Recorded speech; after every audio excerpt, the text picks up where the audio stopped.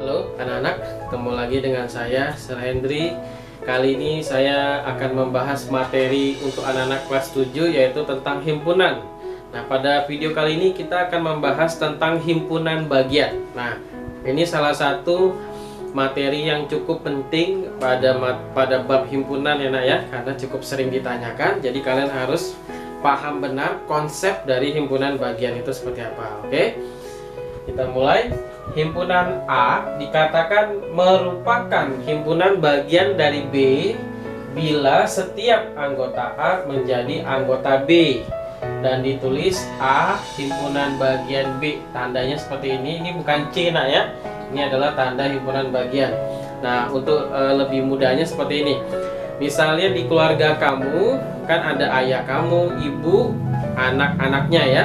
Nah, kalian semua dalam satu keluarga atau nama-nama yang tercatat pada kartu keluarga itu disebut himpunan keluarga. Misalnya keluarga A gitu ya. Nah, tetapi setiap anggota-anggotanya adalah himpunan bagian dari keluarga itu. Jadi kamu adalah himpunan bagian dari keluarga kamu karena kamu ada di dalam keluarga kamu. Tetapi saudara kamu, misalnya sepupu kamu, itu bukan himpunan bagian dari keluarga kamu karena sepupu kamu itu tidak ada di dalam kartu keluarga kamu gitu. Seperti itu ya himpunan bagian ya. Jadi himpunan bagian itu adalah himpunan yang anggotanya menjadi anggota himpunan yang lain gitu. Itu baru disebut himpunan bagian. Oke. Di contoh soal, diketahui himpunan-himpunan sebagai berikut. Jadi ada 3 himpunan. Himpunan A-nya anggotanya 1, 2, 3, 4, 5. Himpunan B adalah anggota A yang genap. Himpunan C anggota A yang lebih dari 3. Tentukan hubungan himpunan B dan C terhadap A. Nah, kita sebutkan dulu anggota B-nya ya. Anggota B-nya adalah anggota A yang genap. Nah, A-nya kan 1 sampai 5, yang genap adalah 2 dan 4. Nah, karena 2 dan 4 ada di dalam anggota A, maka bisa kita katakan B ini adalah himpunan bagian dari A. Karena setiap anggota B semuanya ada di A juga. Jadi B itu adalah bagian dari A. Gitu ya. Lalu yang C, anggota A yang lebih dari 3. Lebih dari 3 berarti 4 dan 5. Nah, 4 dan 5 juga ada di A. Maka bisa dikatakan C juga merupakan himpunan bagian dari A. Karena setiap anggota C ada di anggota himpunan A. Dan oke, saya akan berikan contoh yang kedua ya. Oke, baik anak-anak, kita lanjutkan untuk contoh kedua, himpunan bagian ya. Untuk himpunan P yang anggotanya A, B, C, D, tulislah himpunan-himpunan bagian dari P yang A mempunyai 2 anggota, B mempunyai 3 anggota. Maksudnya gini nah, kan ada himpunan P ya, ada himpunan P. Himpunan P itu anggotanya adalah A, B, C, D. Nah, dari himpunan P ini kita bisa membuat lagi beberapa himpunan lain yang anggotanya kita ambil dari anggota P, tetapi mempunyai 2 anggota aja. Nah, apa saja nanti jawabannya? Ya, kita jawab. Misalnya yang pertama antara A dan B. Nah, ini kan boleh karena A dan B ada di himpunan P. Nah, kita masih bisa bikin banyak lagi yang lain nak. Nah, misalnya sekarang antara A dan C. Jadi kita buat himpunan yang anggotanya ada 2 anggota, tetapi kita ambilnya dari himpunan P, itu maksudnya ya. Lalu kita bisa juga buat antara A dan D ya. Lalu kita bisa juga buat antara B dan C, atau antara B dan D, atau antara C dan D ya. Jadi ada 1, 2, 3, 4, 5, 6. Ada 6 himpunan baru yang terdiri dari 2 anggota, dan semua anggotanya adalah himpunan bagian dari P. Artinya semua anggota ini semuanya ada di P. Nah, begitu maksudnya. Oke, yang B juga gitu nah ya.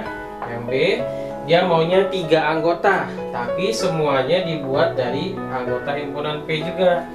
Misalnya A, B, C 1. Lalu A, B, D 2, ya kan?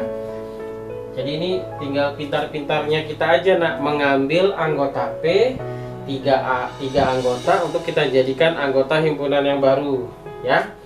Misalkan sekarang antara A dengan C dan D, ya. Lalu yang terakhir antara B, C dan D. Jadi kalau kita diminta untuk membuat himpunan baru yang terdiri dari 3 anggota dan semuanya merupakan himpunan bagian dari P, kita akan bisa membuat 4 himpunan lagi yang baru. Nah, anak-anak, ada caranya supaya kamu bisa mengetahui ada berapa banyak himpunan yang bisa kamu buat dari suatu himpunan, gitu ya, kayak gini. Jadi diminta membuat himpunan bagian yang terdiri dari 2 anggota dari anggota P. Ini kan saya berhasil mendapatkan 6 himpunan. Nah, kalau misalnya kamu ragu, ya, takut ada yang kurang, ya, misalnya sebenarnya ada 6 tapi kamu baru menyebutkan 5. Nah, ada caranya untuk kita bisa mengetahui ada berapa jumlah anggota himpunan bagian yang bisa kita buat, yaitu menggunakan segitiga Pascal. Nah, akan saya ajarkan juga pada video kali ini, ya. Ditunggu. Oke, halo anak-anak, ketemu lagi dengan saya Sir Hendry. Kali ini saya masih membahas materi untuk anak-anak kelas 7, yaitu tentang himpunan. Pada video kali ini kita akan belajar menentukan berapa banyak himpunan bagian yang bisa kita buat dari suatu himpunan. Nah, ada rumusnya, nak. Oke. Jadi kalau kamu ingin menentukan semua himpunan bagian dari suatu himpunan, rumusnya adalah 2 pangkat N, di mana N itu adalah jumlah anggota himpunan yang mau kita cari himpunan bagiannya. Contoh soal, tentukan semua himpunan bagian dari P yang anggotanya 2,4,6. Ya, kita jawab. Nah, P-nya kan anggotanya adalah 2,4,6. Berarti jumlah anggota P. Nah, ingat, untuk menunjukkan jumlah anggota suatu himpunan kita menggunakan lambang ini, ya, N kecil buka kurung nama himpunannya. Nah, jumlah anggota himpunan P-nya ada 3, ya. Berarti banyaknya himpunan bagian yang bisa kita buat dari himpunan P adalah 2 pangkat 3, karena rumusnya 2 pangkat N. Ya, N itu adalah jumlah anggota himpunan yang akan kita cari. Karena jumlah anggota himpunan P 3, maka banyaknya himpunan bagian dari P adalah 2 pangkat 3. Nah, 2 pangkat 3 ini artinya 2 kali 2 kali 2. Jawabannya ada 8. Berarti nanti kita akan bisa membuat 8 himpunan baru yang semuanya adalah himpunan bagian dari P. Nah, kita mulai, ya. Setiap himpunan bagian, ya, setiap himpunan pasti memiliki himpunan kosong sebagai himpunan bagiannya, ya. Jadi himpunan kosong itu merupakan himpunan bagian dari semua himpunan. Jadi kita mulai dari himpunan kosong yang artinya tidak ada anggotanya. Lalu kita mulai dari yang hanya 1 anggota. Jadi kita mulai dari yang 0 anggota. 0 anggota berarti himpunan kosong.